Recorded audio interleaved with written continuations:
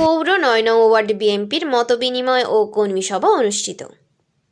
সাতক্ষীরা পৌর ৯ নং ওয়ার্ড বিএনপির মতবিনিময় ও কর্মী সভা অনুষ্ঠিত হয়েছে। পৌর ৯ নং ওয়ার্ড বিএনপির আয়োজনে শুক্রবার ১৭ জানুয়ারি ৭টায় শহরের খুলনা রোড মোড় আসিফ চত্বরে মতবিনিময় ও কর্মী সভা অনুষ্ঠানে প্রধান অতিথির বক্তব্য রাখেন সাতক্ষীরা পৌর বিএনপির আহ্বায়ক শেখ মাসুদ বিল্লাহ শাহীন।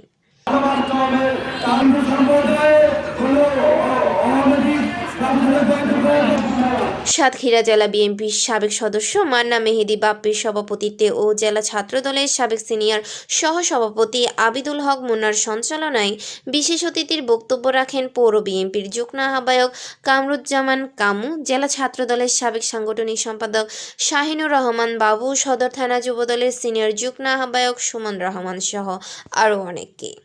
এ সময় বক্তারা বলেন, বিএনপির ভাইস চেয়ারম্যান তারেক রহমানের ৩১ দফা দিয়েছে, সেটা বাস্তবায়ন হলে দেশের উন্নতি হবে। বিএনপি জনগণের ভোটে নির্বাচিত হয়ে সরকার গঠন করলে ৩১ দফা বাস্তবায়ন করবে।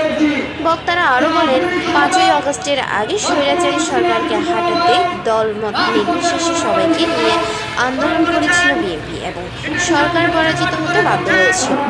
এখন দেশের উন্নয়ন ও মানুষের অধিকার প্রতিষ্ঠায় সংগ্রাম শুরু হয়েছে। নিজেকে ৩১ দফা বাস্তবায়নে প্রস্তুত করতে হবে এবং কঠিন কাজের জন্য প্রস্তুত থাকতে হবে।